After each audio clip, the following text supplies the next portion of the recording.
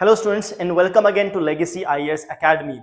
In this lecture, we'll be talking about a record that has been set by the Indian exports. So India has literally set a record with respect to the exports. In fact, in certain products, it is highest ever in the Indian export industry. At the same time, this achievement has come at a time wherein there is a slowdown in the overall global export, or let's say trade, for example. So how we have achieved this, what are the reasons behind that, and where do we actually stand? Because this is a good thing, but in the global market, where do we still stand, and what better or further we can do is what we will see. So let's get started. So what's the news all about? The news is about the export of 10 key products, which was the highest ever in the Indian trade history. So it's not that it's the highest of the last decade or last couple of decades, it's the highest ever in India's trade industry. At the same time, non-petroleum product exports were also, or are also, we are using the word where because the data comes with a lag. Okay, so it comes with a lag. So it's a previous quarter data which has given us a record high. So now why are we focusing on non-petroleum products? Because see, petroleum products, India is quite good at exporting petroleum products. If I have to tell you that, what we do is we import huge amount of crude oil, no doubt, because we need it. At the same time, India has a good refining capacity. We refine that crude oil and we use it for ourselves.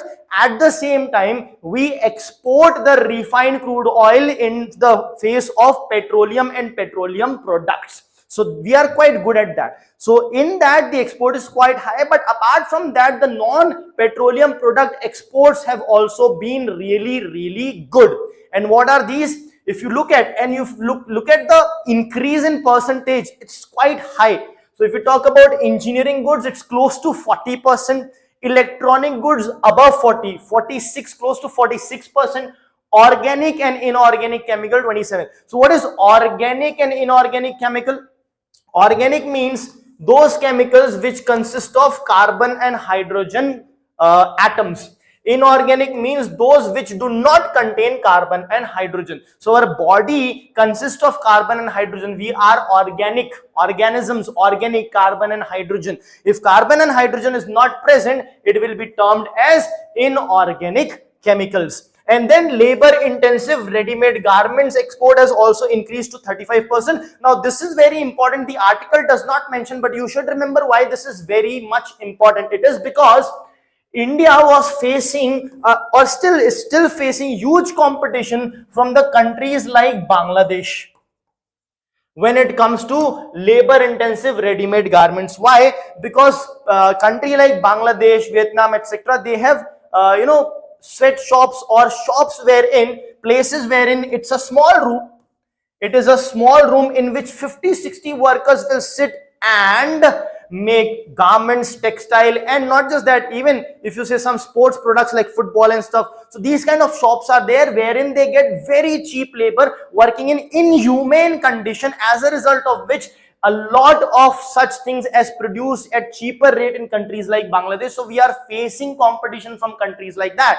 Now India also produces cheap garments, cheap textile, but at the same time we also take care of humane condition, ensuring humane conditions for the workers. So by ensuring that, we have to compete with nations which are not ensuring these kind of conditions. So that's a very important thing, that there is an increase in labor intensive ready-made garments as well. Okay, so this is the increase that we have talked about. Now why this is an anomaly? Because this increase in Indian export is happening at the time when there is a global slowdown in the trade. There is a trade slowdown, or it's going through a rough patch. It is a slowdown. In fact, there has been a fall of close to 5% in the global trade. In such scenario, India is doing exceptionally well. So we will also see the reasons of that particular thing. As I said, globally there is a slowdown. So what is that? What are the numbers? So the trade volume has fallen by 1.3%. Now volume can at times fall and value can still increase. Okay, volume and value are different things. See, if you were exporting, let's say 1 ton of cotton, and this was the only export that you were doing, so volume is 1 ton, value might be X. Now instead of 1 ton, you are exporting just 0.5 ton, but 0.5 ton of electronic goods. So now here the value can be 10x, for example. So volume here was more, value here was less. Here volume was less, but value was still high. So value and volume are not necessarily directly or indirectly or proportional at all. But generally, of course, if the volume goes down, value may go down, but not necessarily, because what can happen, some cheap products can go down by a huge amount and a very costly product can increase by a small amount, overall leading to volume decrease but a value increase. Okay, so you need to remember both the things. So here both have fallen down. The volume of the trade has fallen down by 1.3% and the value has fallen down by a higher percentage, that is 5%.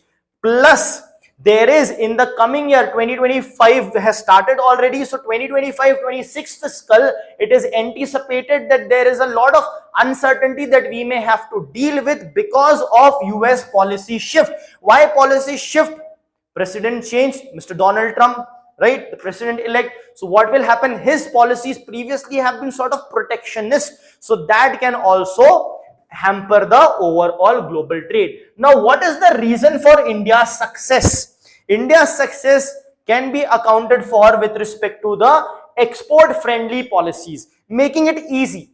1.5 decade back, when there was the government had changed, right? So before that, there was a term which came into mind which was called as policy paralysis, because there was not much clarity. What are the rules? How are the rules? Things keep changing. Now, since the last 15 years, there have been continuity of the government. There have been ease of doing business was better and better, and things became more clear. The same thing has been maintained. Export friendly policies are there.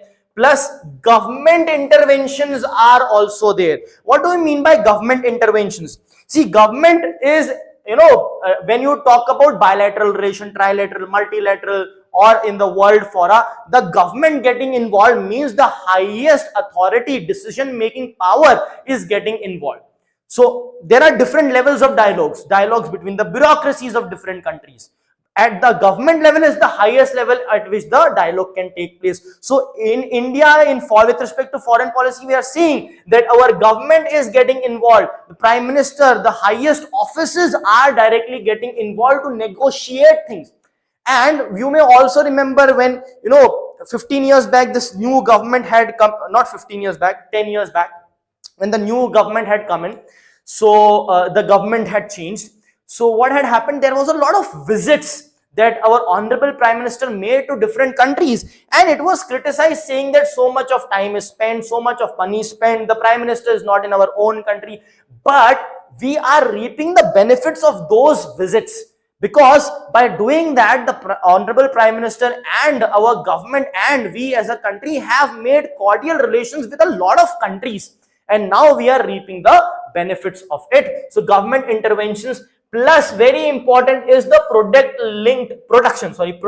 linked incentive scheme. What is production linked incentive scheme? Simply it is, the higher the production, the higher the incentive. So that is incentivizing the businesses to produce more.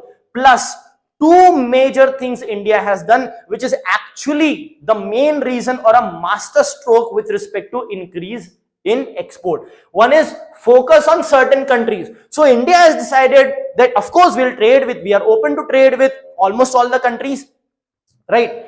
Almost all the countries, because certain trades with certain countries like for Pakistan and all is not happening, right? And there are genuine reasons for that. Apart from that, we are open to all, right?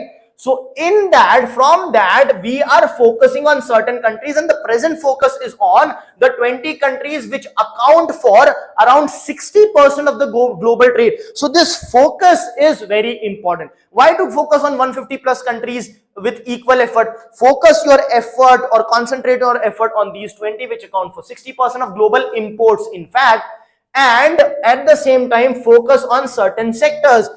If you want to improve, enhance all the sectors, it's well and good, but still certain focus on certain sectors which can give you the improvement. So here the 6 sectors which you talk about are engineering goods. You saw engineering goods is growing. close to 40%, electronic goods 45%, inorganic and organic chemicals we also saw, so chemicals and plastic. Plus we have drugs, agriculture and allied products, as well as textiles. Agriculture is also very important. We'll see further details on that. Along with that, balanced trade agreements. What is balanced trade agreements? That it should not be that India only keeps on reducing import tariffs, other countries should also. So there needs to be a proper balance depending upon the situation of the country. Some countries can be developed, least developed, and India as a developing country.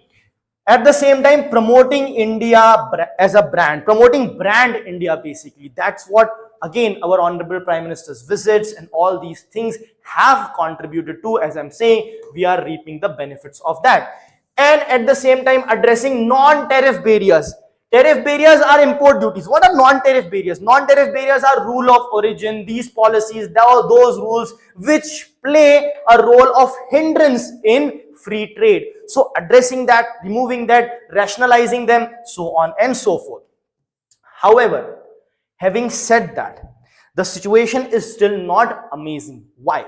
Because there is an increase. Of course, there is an increase, but the increase is on a very small base. Means what? I'll give an example. If a person scores 100 runs and in the next match improves by 10%, that means in the next match they will score 110. They scored 100, now they will score 110. Now let's say I played and I scored just 10 and I improved by 100%. So my next match score will be just 20. So which batsman or which batsperson you want to be? This or this? You would want to be this, right? So we are presently in this situation. Our improvement is very much, our increase is very high, but at a very small base. And that is what we want to improve. India is still a marginal player in global trade. Goods export, when we talk about, it's just 1.82% of the global exports. We have a population close to 18% of the entire world. It's 1/10. Correct? Services export is slightly better, but still quite less. So this is where we have to improve. Now, what are the challenges in improving? Two main things: credit and cost of credit. First of all, credit is not there. And if it is there, the cost is high. And of course, it will be high because very less credit to distribute. Too much of demand, so you can give it at a higher rate. So credit and cost of credit are very important. So what is the solution? Of course, number one, you can combine provide credit and at a very good rate. So how then we provide that? If the private players are not able to do that, the private banks are not able to do that, the government can come up with the interest subvention scheme. If the interest rate is 10%, 2% subvention can be by the government, so that the effective rate is just 8%. Okay, these interest subvention schemes are there. It is there in the agriculture sector. It can come up with various export oriented sectors also. Plus you need research and development in order to produce cutting edge technologies, cutting edge machineries, this, that, to export to other countries. And further, you need to have infrastructure. Now, when we are talking about infrastructure, it's not just the dedicated corridors or roads. The article talks about roads, roads and dedicated corridors as low-hanging fruits. You need to do one better. You need to provide cold storage facilities, other logistical facilities, so on and so forth, specifically with respect to agriculture, as I mentioned, because in agriculture, the wastage is too much. So if we can cut down the wastage by 50%, you will directly have an increase in the export automatically. Not automatically, of course, for that, you have to do these. Right? So we are doing amazingly well, but Dilli dur hai abhi means we have a long way to go. Thank you.